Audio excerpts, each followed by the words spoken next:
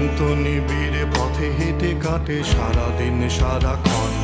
শূন্যের পরে খুঁজেছি তোমায়, অসীমের পথে তুমি হও বলে সবে প্রাণ দিয়েছিল, সবে অনুগামী। তুমি আভাস হয়ে